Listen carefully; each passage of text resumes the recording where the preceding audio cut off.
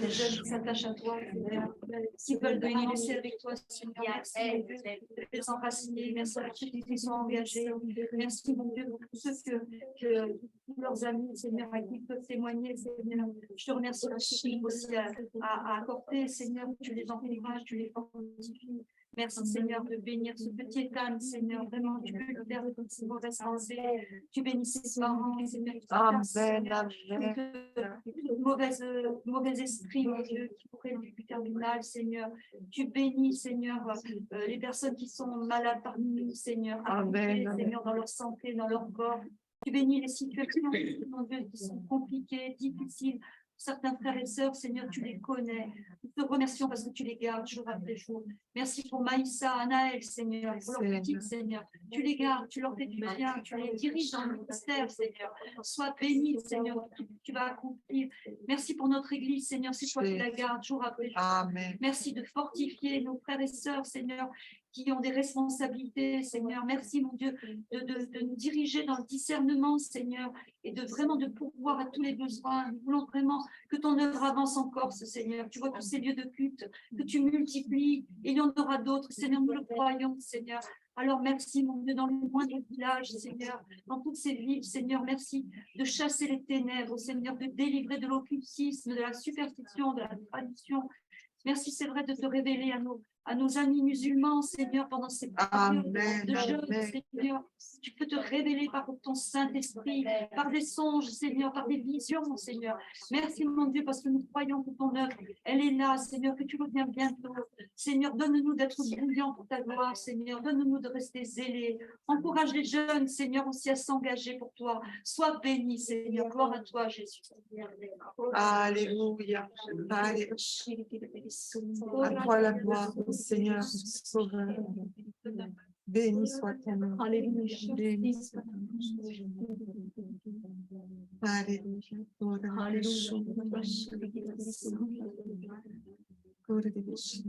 Seigneur, merci pour ces moments merci pour ces armes du Saint-Esprit, Seigneur, nous voulons vraiment, Seigneur, utiliser, Seigneur Jésus, toutes ces armes, mon Dieu, tu nous as donné la prière, Seigneur, et dans l'Esprit, Seigneur, et ta parole, Seigneur, merci pour ta parole qui va être annoncée, que nous puissions la vivre, Seigneur.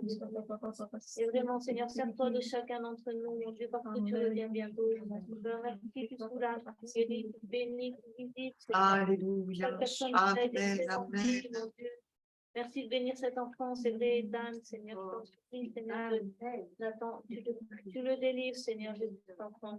Bénis ses enfants, ses parents, bénis toute cette famille à travers cette situation. Dieu, merci pour ton amour. Amen. Ta patience.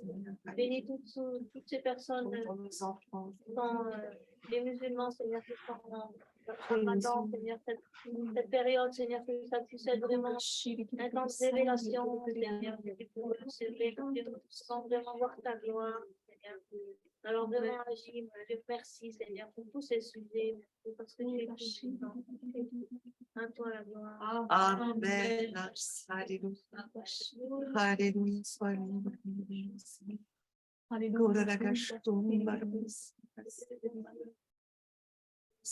Alléluia. Seigneur, interviens. Merci, Seigneur, pour cette action, Seigneur, elle est tellement précieuse à tes yeux. Seigneur, je te demande de la remplir, Seigneur, davantage. Vraiment, Seigneur, de la revêtir, Seigneur, de ton esprit, qu'elle puisse continuer d'avancer vers cette mission, Seigneur, que tu as accomplie, Seigneur, d'atteindre les âmes, Seigneur. Je te demande vraiment, Seigneur, de renouveler, Seigneur, les personnes, les cœurs qui sont découragés, Seigneur. Et ces personnes, Seigneur, dans l'église qui ont le feu pour toi, qui puissent embrasser tous les autres, de bénir, Seigneur, de bénir chaque membre de cette église, Seigneur, ceux qui ont besoin de toi, Seigneur, qui sont dehors, Seigneur, je demande que chacun de nous, Seigneur, mais moi, là où je suis, Seigneur, on puisse avoir cette soif pour les âmes, Seigneur, cette amour que les âmes, Seigneur, puissent les amener au sang, Seigneur, auprès de toi, Seigneur, le monde, Seigneur, va devenir remplir, on a besoin de toi, Seigneur, encore, Seigneur, Seigneur, au travers de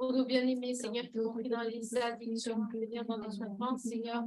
C'est vrai, je te l'aide, Seigneur, afin vraiment que tu viennes faire une œuvre dans chacun, une œuvre de délivrance, Seigneur. Je te prie pour Cédric, je te prie pour Sandra, pour Christophe, et je te prie pour Henrik, Seigneur, mon Dieu. Seigneur, tu vois ce chant d'amour, Seigneur Jésus, tu vois cette détresse, Seigneur Jésus. Seigneur, tout ce qui a été détruit en lui, Seigneur, par l'ennemi, Seigneur, pour toutes ces souffrances, Seigneur Jésus, je te demande de se révéler à ta vie et vraiment de venir mettre, de le remplir de cet amour qu'il n'a pas eu, Seigneur, vraiment bénis-le, remplis-le de toi, délivre-le, Seigneur, de tous ces liens, Seigneur Jésus, qu'il puisse s'appuyer sur toi, Seigneur, pour se reconstruire, Seigneur Jésus, vraiment, Seigneur. C'est vrai, bénis notre vie, Seigneur. Nous voulons voir un réveil, Seigneur. Nous voulons vraiment te lever dans nos champs de vie, autour de nous, dans nos familles, dans nos quartiers, Seigneur Jésus, dans nos villages, Seigneur mon Dieu. Nous voir la Corse s'embraser pour toi, Seigneur Jésus.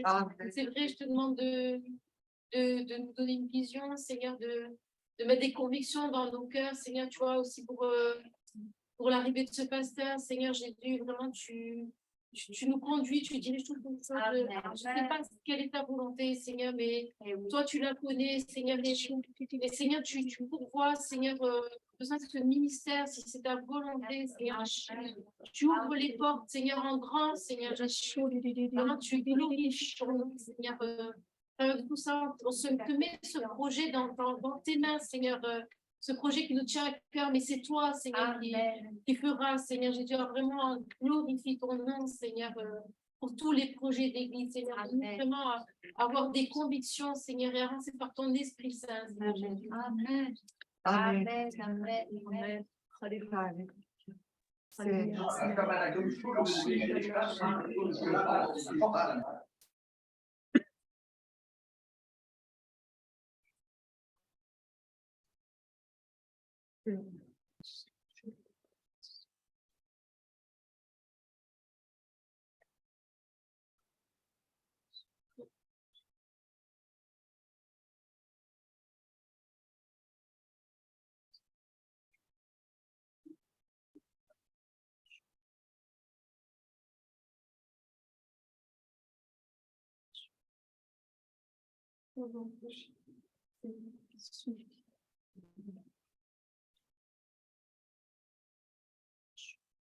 Je voudrais que le Seigneur te parle, le Seigneur te réponde.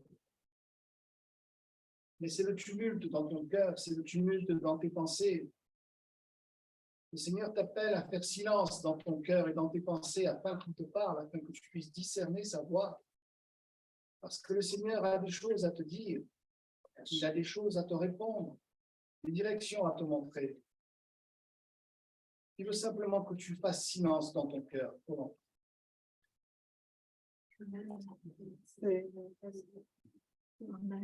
Alléluia.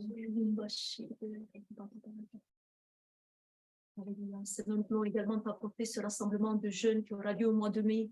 Seigneur, bénis nos jeunes, Seigneur, prépare leur cœur à te recevoir, Seigneur, que tu puisses vraiment envoyer ton réveil, Seigneur, parmi la jeunesse de France, Seigneur, qui est une effusion du Saint-Esprit, Seigneur, pendant ces jours de rassemblement. Bénis tous ceux qui vont intervenir au niveau de la prédication, du message qui leur sera apporté au niveau des chants, Seigneur, qu'il y ait ton onction sur ces groupes de louanges.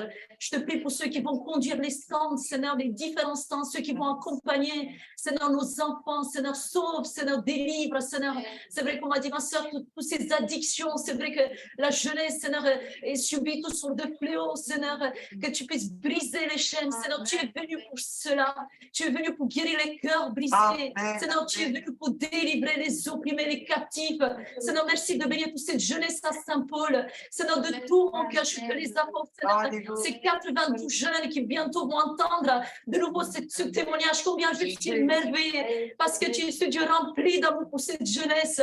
Seigneur, il n'y a que toi qui a pu ouvrir cette porte pour la deuxième fois. Et Seigneur, je sais que ce n'est que le début, Seigneur, d'une œuvre de guérison, d'une œuvre de salut dans cet établissement. Seigneur, Seigneur, que tu puisses remplir mon frère du Saint-Esprit. Bénis Mouktaria, bénis, Seigneur, sauve chacun de mes collègues, sauve le chef d'établissement, sauve le responsable de la pastorale, Seigneur Dieu. Merci aussi pour tous ces jeunes qui viennent au temps d'accueil. Seigneur, merci pour cette soif qu'ils ont de la vérité, cette soif, Seigneur, qu'ils ont de ta présence. Seigneur, bénis-les, qu'il y ait des baptêmes parmi eux. Tu vois aussi leur désir de venir au milieu de nous au mois de mai, que cela puisse se faire sans encombre, Seigneur, que leurs parents aussi acceptent, Seigneur, leur désir, Seigneur, de venir et que vraiment le cœur soit touché. Seigneur, merci de sauver, va aussi de la délivrer complètement de cette addiction, Père, que ta paix puisse remplir son cœur, Seigneur. Bénis Hendrix aussi, Seigneur, là où il y a, Seigneur, des habitudes, de façon de faire. Tu es ce Dieu qui peut lui donner, qui peut lui montrer quelle est sa véritable identité, Seigneur. Sauve-le, sauve Christophe également, délivre-le, bénis toute sa famille au nom de Jésus. Seigneur, je t'apporte aussi notre frère Samaloni, Seigneur, dans cette œuvre, Seigneur, qu'il a accompli pour toi, ainsi que tous nos frères et sœurs qui te servent dans des milieux hostiles. Seigneur, nous ne voulons pas les oublier, nous te les apportons de tout notre cœur. Seigneur, bénis-les, fortifie-les, Seigneur, au nom de Jésus. Merci, Père. Amen. Amen, amen. Alléluia. Alors, on reprend le son là. Juste avant de jouer la parole de Dieu, si quelqu'un a besoin de la prière ce soir, si quelqu'un est venu fatigué, quelqu'un a un souci particulier, si vous voulez, je prie pour vous lever la main, je prie pour vous. Hein. Il y a d'autres personnes venues découragées, peut-être fatiguées aussi par la semaine. Hein. Vous avez besoin, je prierai pour vous, Dieu voit votre besoin. Hein. Merci pour les mains levées, Seigneur.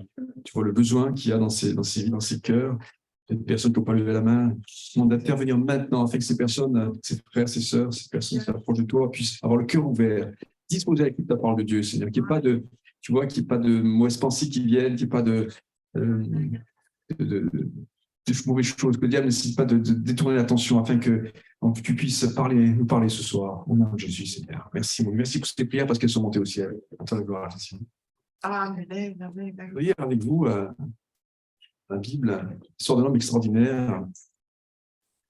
Il est comme nous, hein, mais il a une attitude dans sa vie, un comportement qui, je pense, peut avoir valeur d'exemple pour nous ce soir. C'est un homme son histoire est relatée dans la Bible, et sa vie a été entièrement bouleversée, transformée. Vous savez comment ? Parce qu'il cherchait à plaire à Dieu. Et son désir, c'est de servir Dieu de tout son cœur. C'est un homme, vraiment c'est un exemple pour chacun de vous. Hein. Et j'étais touché par ce livre encore, chaque fois que je le lis, je suis touché par ce livre. Ce livre de Néhémie, on va lire au chapitre 1, verset 11. Néhémie qui prie là.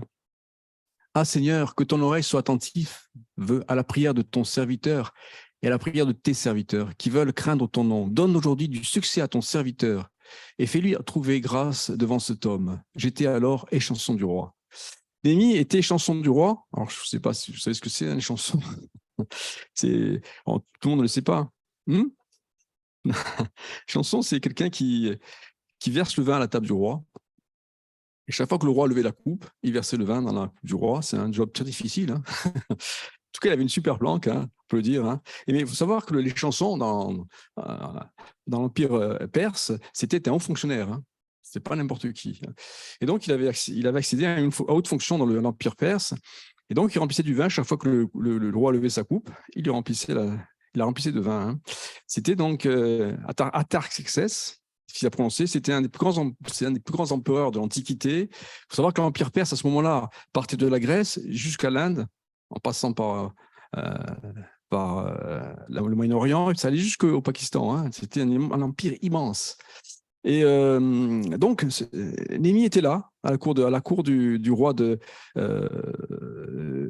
Perse. Et il faut qu'on réalise que Néhémie, c'était un immigré.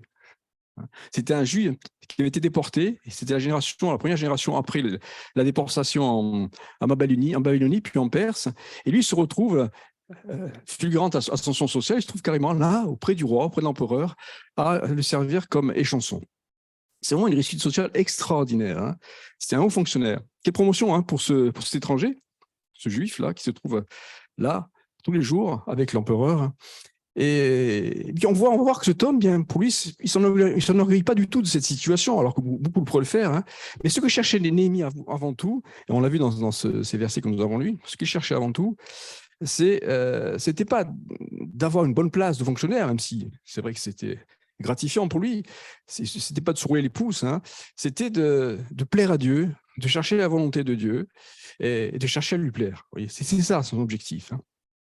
Et on va lire, j'ai pas lu le verset chapitre 2, verset 4 et 5, j'ai oublié, pour le faire lire. Et le roi me dit, que demandes-tu?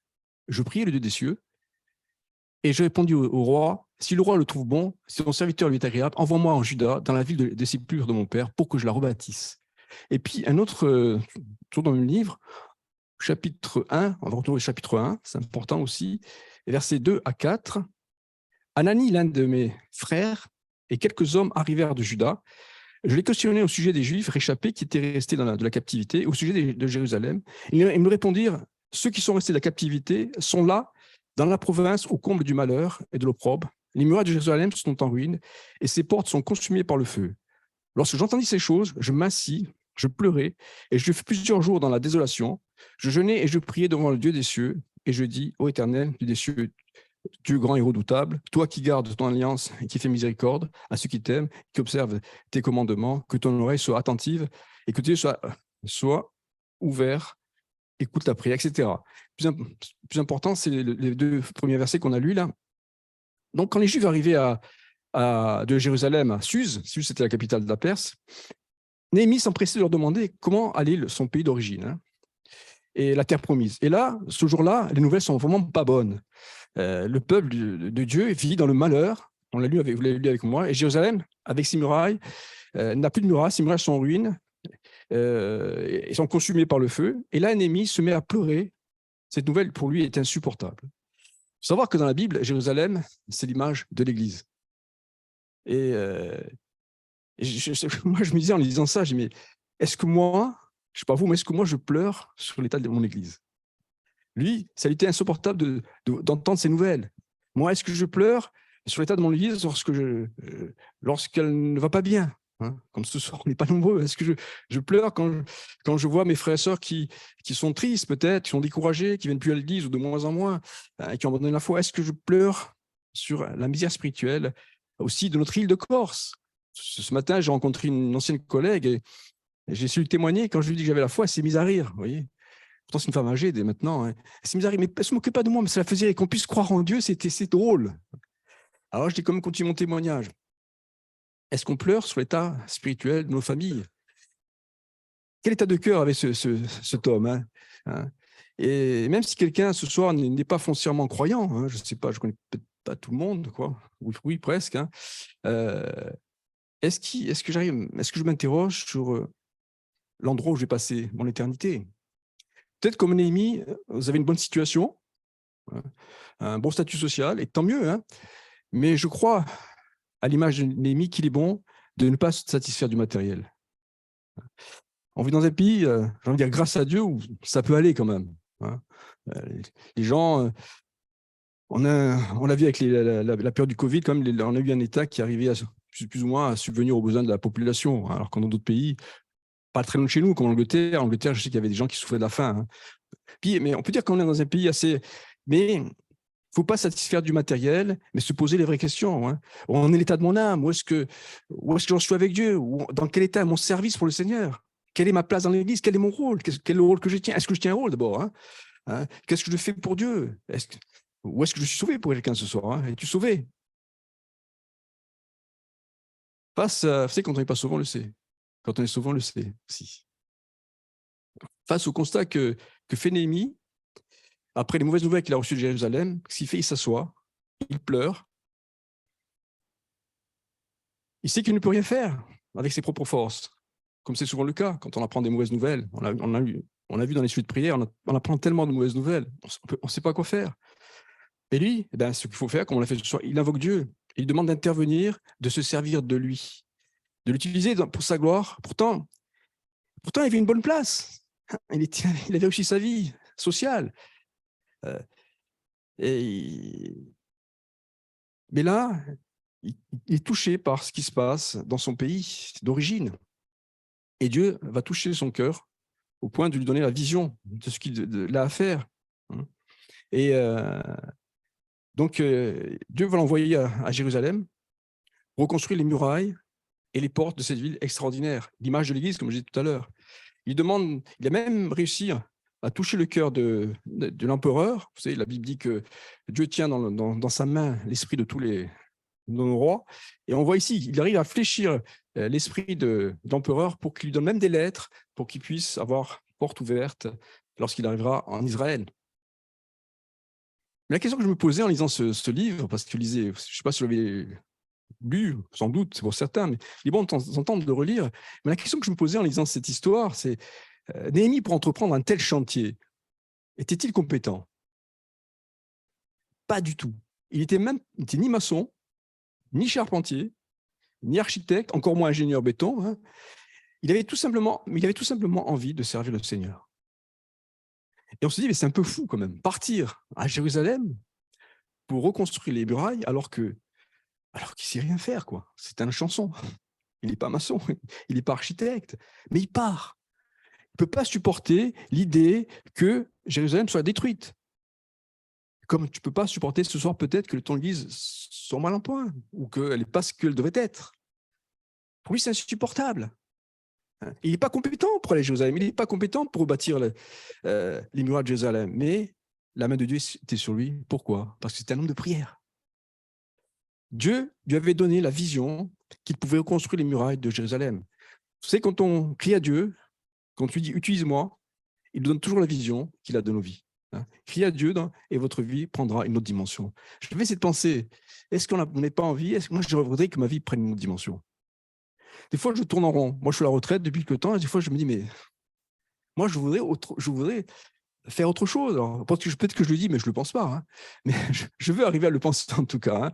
Néhémie, malgré les menaces qu'il a reçues en Israël, et lisez ce livre, malgré les oppositions, il va contre toute attente, malgré le peu de possibilités de réussir qu'il avait, malgré ses incapacités techniques, hein, on le donne perdant, il va reconstruire les murailles de Jérusalem en 52 jours. Je ne sais pas si vous réalisez. Hein. Avec l'aide, bien sûr, de gens qu'il avait réussi à convaincre de le suivre, et des gens qui avaient adhéré à sa vision. C'était un vrai leader, quand même, en tout cas. Il avait réussi à convaincre un certain nombre de personnes de le suivre. 52 jours, c'est proprement incroyable. C'est même impossible. On ne le réalise pas, mais c'est un des plus grands miracles de la parole de Dieu. Mon frère a construit sa maison avec des professionnels à Piana, petite maison. Il lui a fallu 6 mois. Mais 52 jours, c'est 1 mois et demi. Comment a-t-il pu reconstruire ces murailles qui sont quand même assez imposantes en si peu de temps? C'est du miracle. Dieu est le Dieu du miracle. Encore aujourd'hui, Dieu veut faire des miracles. Il suffit simplement d'avoir le cœur de Néhémie, de dire « Dieu, utilise-moi, sors-moi de mon confort, étonne-moi. » Et Dieu vous fera vivre des miracles. Hein? Est-ce que vous le croyez, ça? Est-ce qu'on le croit que c'est possible? Est-ce qu'on le croit qu'on peut le vivre? Hein? Dieu cherche des Néhémies en Corse, vous voyez? À Ajaccio, dans notre église, décidons ce soir d'être un Néhémie, Néhémie. Néhémie n'était pas un bâtisseur, il n'était pas qualifié, il était un échanson. Mais quand on est touché par une cause, Dieu met alors à notre disposition les ressources du ciel. Alléluia. Et ça, c'est bien vrai, ça, je m'en rends compte de plus en plus. C'est quand on veut faire quelque chose, quand on le désire, Dieu intervient. C'est vrai, Dominica. Moi, je vois Dominica à Saint-Paul, de son collège, il se passe des choses extraordinaires, vous voyez. Dieu est là, hein. Elle a envie d'évangéliser, et puis les portes s'ouvrent dans un collège, lycée catholique. Les portes s'ouvrent de plus en plus. Bon, il faut prier pour elle, parce qu'il y a des combats aussi. Hein. On sait bien que... Mais, pour ça qu'on prie. Pourquoi est-ce que je suis né? Pourquoi est-ce que je suis sauvé? À quoi sert ma vie? Quand on se pose des questions essentielles devant la face de Dieu, alors il nous donne les yeux sur la vision de nos vies. Si Néhémie était resté à Suse, hein, c'est la capitale de la Perse, en train de siroter une Suse, par exemple, c'est un nouveau jeu de mots, quoi. Hein. Ou alors s'il était resté à verser du vin dans la coupe d'Artaxerxès, de l'empereur, on n'en parlerait pas de lui ce soir. Il serait demeuré dans l'anonymat le plus total, comme tous ceux qui ne pensent qu'à avoir une vie confortable, vivre une bonne vie planquée. Vous voyez. Mais là, parce qu'il a choisi librement, et remarquez bien dans ce livre, c'est que Dieu ne l'oblige pas à aller à Jérusalem. Il n'a même pas l'appel de Dieu pour aller à Jérusalem. Mais Dieu voit son cœur tellement ouvert, tellement bouillant, que Dieu lui donne la vision. Oui. Si tu veux rien faire, si on veut rien faire, Dieu nous sera comme ça. Mais si je veux faire des choses, Dieu va me montrer des choses qu'il avait prévues, sans doute. Hein. Et là, parce qu'il a un cœur ouvert, parce qu'il a voulu, parce que pour lui, être échanson du roi, ce n'était pas ça ce qu'il voulait. Ce qu'il voulait, c'est servir le Seigneur, c'est plaire à Dieu. Mais Dieu va le faire entrer dans une nouvelle dimension. Dans le livre des Proverbes, au chapitre 29 au verset 18, il est dit, ce verset vous le connaissez, quand il n'y a pas de révélation, le peuple est sans frein, heureux s'il observe la loi. Et dans la traduction du Semeur, je préfère la traduction du Semeur, il est dit, quand il n'y a plus de révélation, le peuple se laisse aller. Si je n'ai pas de vision, je me laisse aller. C'est pas vrai? Quand on n'a pas de vision, on se laisse aller, on s'encroute. Allez, on fait notre petite vie, hein, on a un petit confort spirituel, de temps en temps je vais à l'église, mais c'est pas ça ce que Dieu veut. C'est pas ça. Dieu t'a donné des talents, il revient bientôt, il te demande, mais qu'est-ce que tu as fait des talents que je t'ai donnés? Qu'est-ce que tu as fait, François, des talents que je t'ai donnés? Continuer sa vie de routine, comme Néhémie aurait pu le faire, de manière routinière. Il avait une super place, il versait le vin, c'est facile en plus. Hein. Mais Néhémie voulait que sa vie soit utile à Dieu. Il voulait plaire à Dieu au point de le glorifier. Hein. Voilà le secret de la nouvelle dimension. Si je cherche à plaire à Dieu, Dieu va m'élever. Venir à l'église, c'est normal. Lire la Bible, c'est normal. Et on va dire, en classique, on dit encore, c'est moins ça. Je viens à l'église, je lis la Bible, je prie. C'est la moindre des choses, si on veut tenir déjà. C'est essentiel. Mais il est important, pour aller plus loin, de rechercher, comme Néhémie, la vision de Dieu.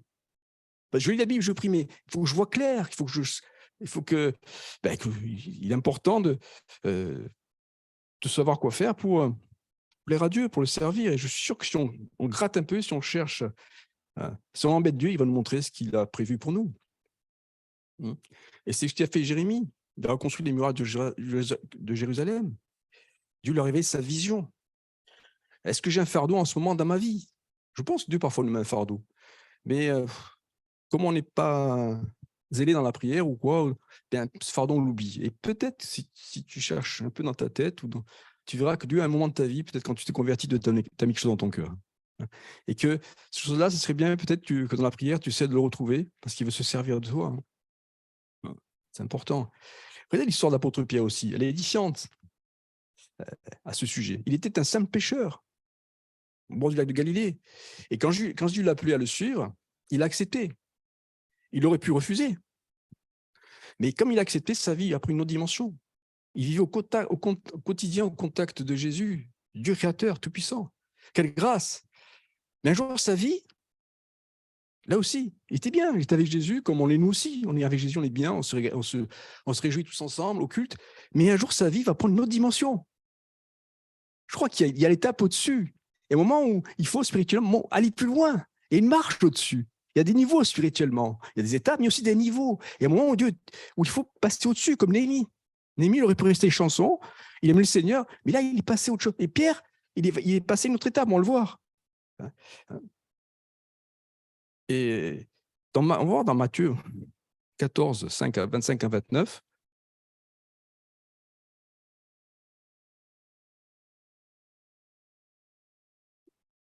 À la quatrième veille de la nuit, Jésus alla vers eux, marchant sur la mer. Quand les disciples virent marcher sur la mer, ils furent troublés et dirent « C'est un fantôme ».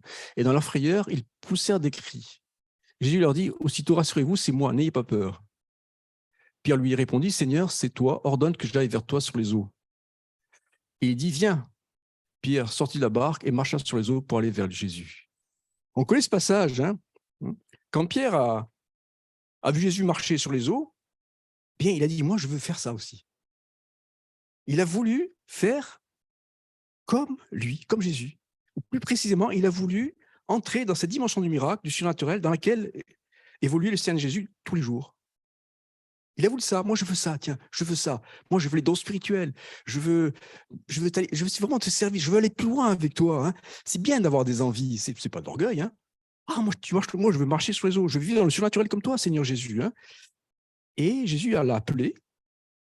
Parce qu'il a voulu, Jésus l'a appelé. Si tu veux, Jésus va t'appeler. Si tu veux pas, Jésus ne t'appellera pas. Comme Néhémie. Il a voulu marcher sur les eaux. Alors Jésus dit, viens. Et il a vécu à son tour cette nouvelle dimension. Imaginez Pierre après avoir vécu une telle expérience, il n'était plus le même homme. Il a constaté que rien n'est impossible à Dieu. Comme Néhémie, après qui a construit les murailles de Jérusalem en 52 jours, Pierre ne pouvait pas être le même. Mais remarquez bien une chose, ici, c'est que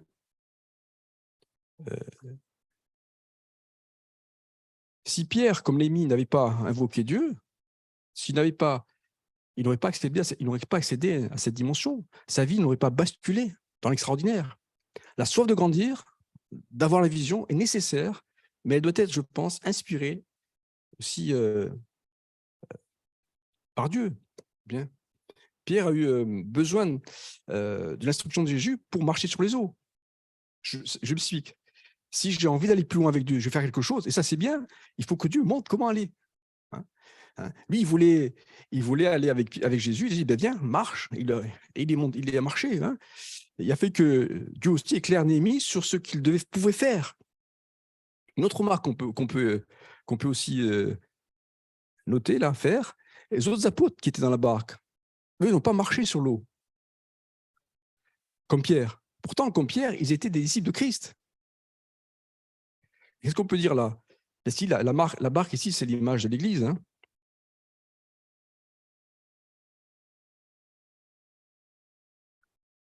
C'est l'image de l'Église. Et dans l'Église, comme dans la barque, ce jour-là, il y a ceux qui vivent,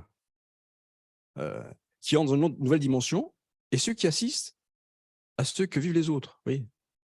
Là, ils étaient dans la barque, ils étaient assis. Dans l'Église, c'est parfois pareil. Il faut des chrétiens qui vivent des expériences pas possibles, qui rentrent dans une autre dimension, puis d'autres qui ne vivent pas ça. Y a-t-il une injustice?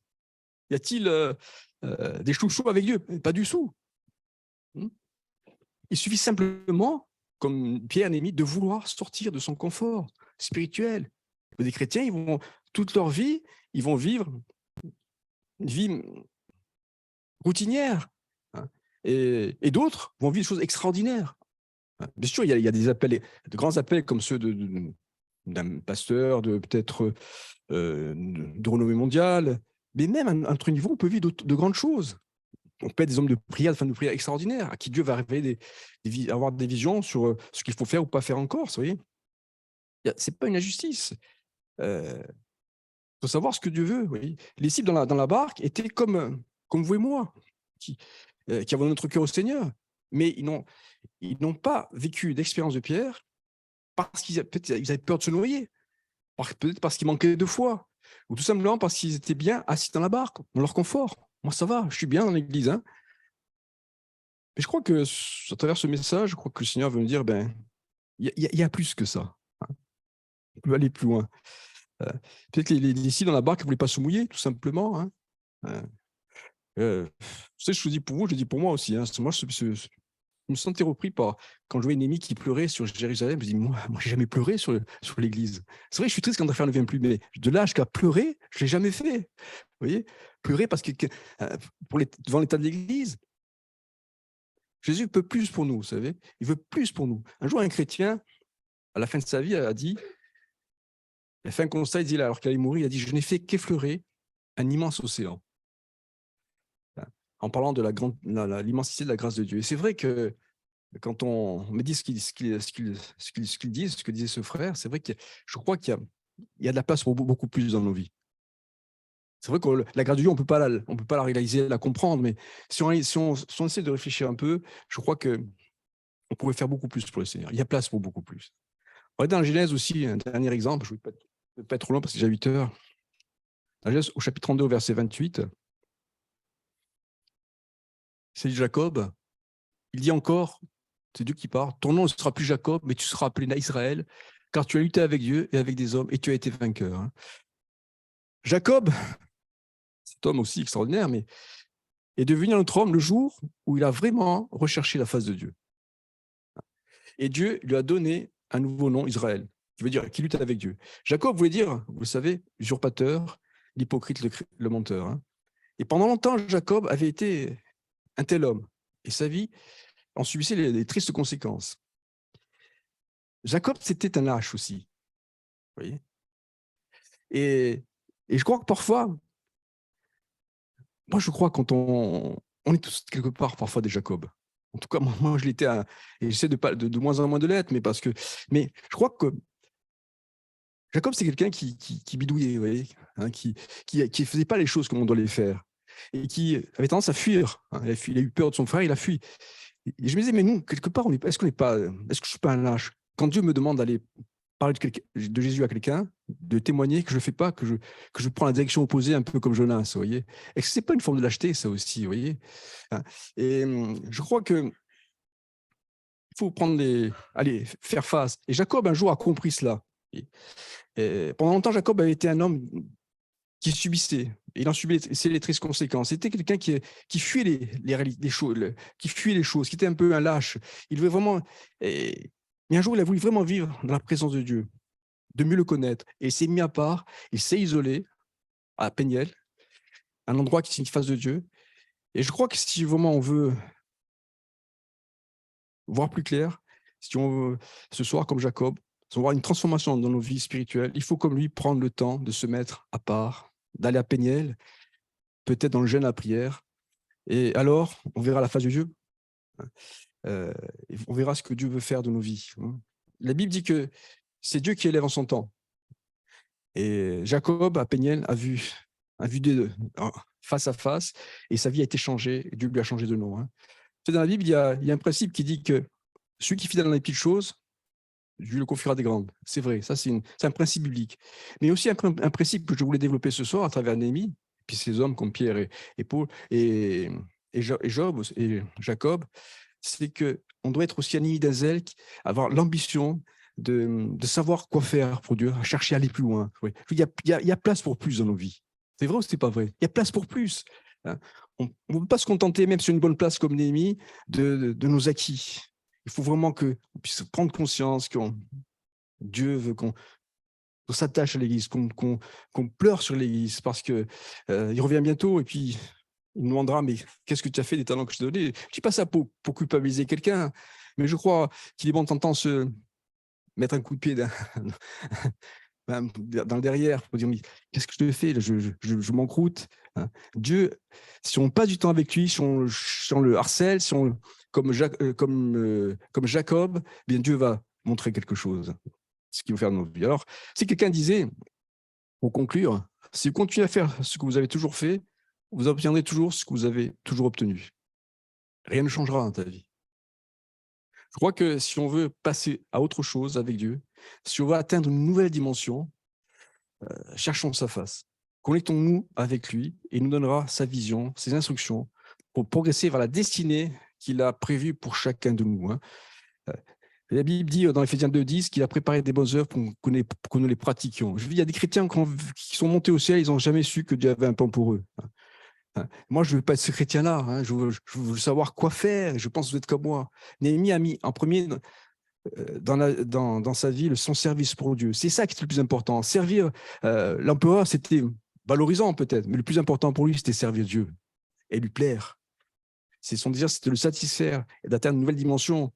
Dieu lui a révélé la vision alors, il lui a donné les moyens, alors qu'il est tout à fait incompétent et incapable de le faire, il a donné les moyens de rebâtir les murailles de Jérusalem, un des plus grands miracles de la Bible. Dans la Bible, il dit au Philippiens 4:13, je puis tout par celui qui me fortifie. Ne t'inquiète pas, si tu veux te mettre dans les mains de Dieu, si tu veux vraiment le servir, il va te donner les capacités de le faire.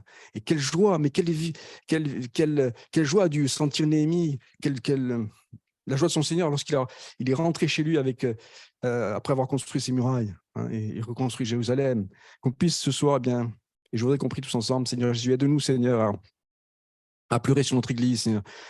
Pas que notre Église locale, mais pas que notre Église locale, mais notre Église de Corse, de France aussi, Seigneur. Tu vois comme il y a si peu de chrétiens, comme il y a si peu d'engouement, Seigneur, dans nos églises, Seigneur, au nom de Jésus, qu'on puisse vraiment passer du temps dans ta présence, Seigneur, afin de voir quoi faire, Seigneur. C'est vrai, tu nous demandes ce soir de rebâtir les murailles de Jérusalem, Seigneur. Tu nous demandes d'aller, Seigneur, pour ta gloire, Seigneur. Oh, renouvelle-nous, fortifie-nous. C'est vrai qu'on n'est pas parfois compétent comme Néhémie, mais c'est toi qui qualifies, Seigneur. C'est toi qui nous fortifie-nous, qu'on puisse être encouragés ce soir à te servir davantage. Tu as un plan pour chacun de nous. Tu veux qu'on tienne un rôle dans dans l'Église, Seigneur. Tu as une vision pour nos vies, Seigneur. Nous voulons que tu nous la révèles, Seigneur, au nom de Jésus, que tu puisses renouveler quelqu'un dans la foi, quelqu'un qui serait découragé, quelqu'un qui saurait pas où aller. Que tu puisses bénir ce frère, cette sœur, Seigneur. Peut-être un jeune qui s'approche de toi, Seigneur. Montre-lui le plan que tu as pour sa vie, Seigneur. Encourage, Seigneur, au nom de Jésus. Tu vois, l'ennemi de nos âmes ne veut pas que nous servions. L'ennemi de nos âmes ne veut pas que nous allions rebâtir Jérusalem, mais nous voulons le faire, Seigneur, pour ta gloire, Seigneur, parce que tu reviens bientôt. Merci, Seigneur, pour toute la gloire, Seigneur. Amen. Voilà. La prochaine réunion, c'est dimanche matin à 10h. Je crois qu'il y a un changement d'heure ce week-end. Et donc, on dormira 1 heure de moins. Voilà. Voilà, il faut avancer l'heure. Sinon, j'ai un spécial. Je ne sais pas, il doit y avoir une réunion de jeunesse demain aussi. Voilà, réunion de jeunesse. Voilà, que Dieu vous bénisse. Bonne soirée. À dimanche.